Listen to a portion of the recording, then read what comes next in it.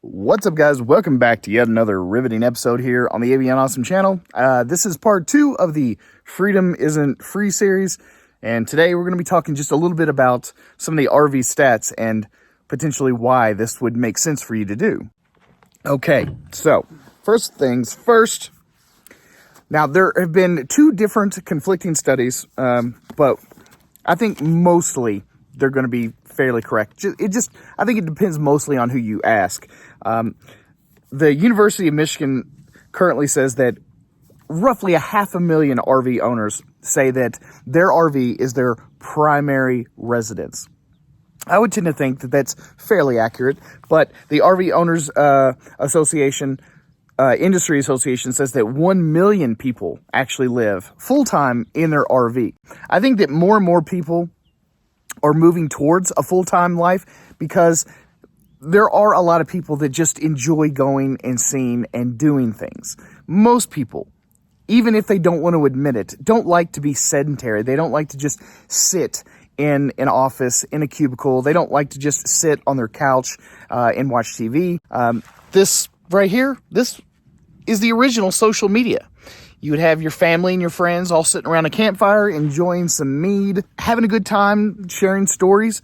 A lot of people want to get back to this. And with the advent of some amazing technologies over the last couple of decades, we have been enabled to do this much more often and in much more remote locations. So the fear of being disconnected really isn't that big of a problem anymore. So more and more people are going, you know what, I could totally do that. You know, as long as I'm able to still work a bit or still be able to contact family that's back home, it makes it not so scary anymore.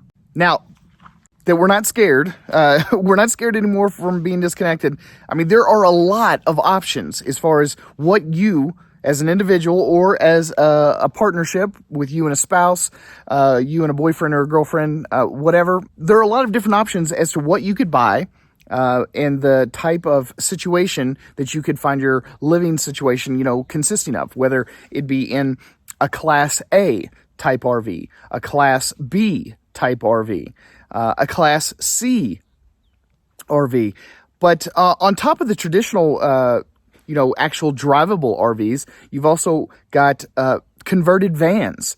You've also got travel trailers and teardrop trailers, truck campers, off-road, schoolies, handmade. A lot of people are making their own campers these days. I mean, manufacturing has become fairly easy for a lot of people because you can go and buy tools at Harbor Freight, get the raw materials, and if you're a bit crafty or you just want to learn how your own system works, or you just want to make sure that you are knowledgeable in how to do your own repairs, what better way than to build your own RV? But then again, you've also got smaller companies that have started to crop up outside of the northern Indiana, the Elkhart, Indiana location, where these little cottage manufacturers are actually building very custom made, very custom tailored, and very specific builds for their customers. And I think that is probably one of the best ways to go for a lot of people. And a couple that come to mind, a couple of them that really stand out to me because I've also looked at them. Number one would be WeRow, located down in, I believe they're in Ocala, Florida.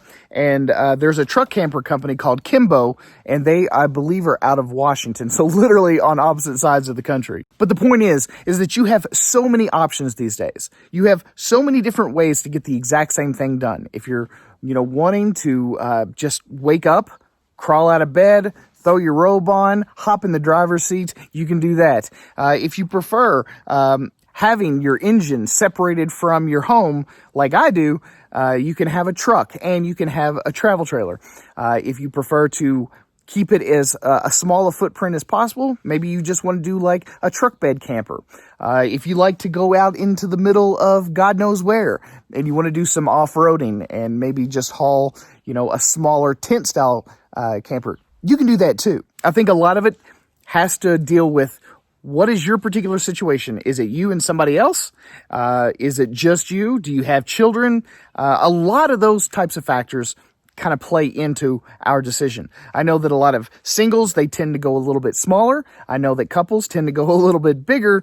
And I also know that a lot of people that say, have more financial means, they tend to get more elaborate. Those with less financial means tend to go a bit more simplistic. It really just depends. You have so many different options, but you can still get the exact same thing done.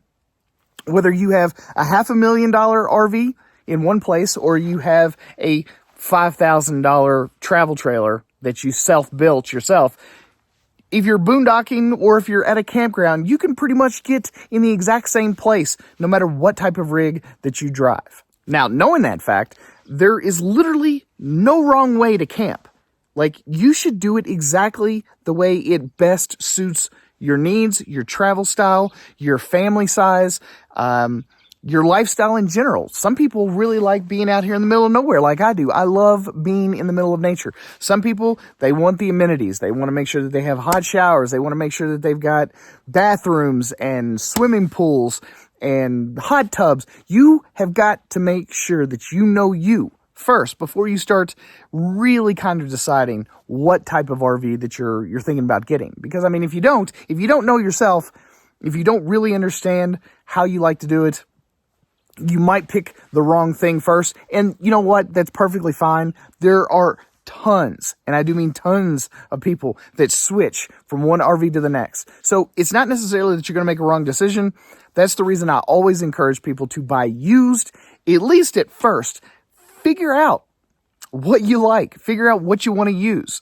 You know, some people, even though they're hauling a trailer, say like a pop-up camper or something like that, they may really like it when they're a bit younger, but I mean, absolutely hate it when they get a bit older. You're going to probably switch campers maybe 2 or 3 times before you really kind of figure out which one you like the best and which one is going to best suit the way you like to travel, live, and explore the world, right? So don't think that there's going to be a wrong way, because there is no wrong way. Ultimately, there's only your way. It's how you want to camp and how you like to travel, how you like to do everything in your daily life. So you've got to really kind of make a list of, what are these things that I like? What are these things that I do? What are these things that most appeal to me? And then you'll be better off. You'll be better equipped to start marking things off your list of, okay, I don't really think that this is going to be a good idea. I don't really think that that is going to be a good fit for our family, etc., etc., etc. But eventually you'll get there. Ultimately, this life is about more freedom. And although this freedom is not free, you can work your way towards a much more independent and free life, something that is more rewarding than just, you know, drudging back and forth between the house that you leave empty all day long and, you know, maybe praying that you're going to have a good weekend. You know, just what a horrible way to live, right? Just praying for Friday and dreading it on Sunday night when you know you've got to go back to the life that you absolutely hate 5 out of the 7 days of the week. I think that is probably one of the largest tragedies we've inflicted upon ourselves. So at any rate, I hope you guys enjoyed this video. And if you did, don't forget to give it a thumbs up. Also subscribe to the channel if you're interested in seeing more content just like this. This is part 2 of my Freedom Isn't Free series. And I'm going to be doing a lot more videos on how to get into the RVing lifestyle and also how to make it work, and also how to enjoy boondocking, how to enjoy camping, how to enjoy this lovely, beautiful, gorgeous country that we live in. At any rate, thanks so much for watching yet another riveting episode here on the Avion Awesome channel. I'm your host, Mark Puckett, and I'm going to see you guys again on the next one. Peace.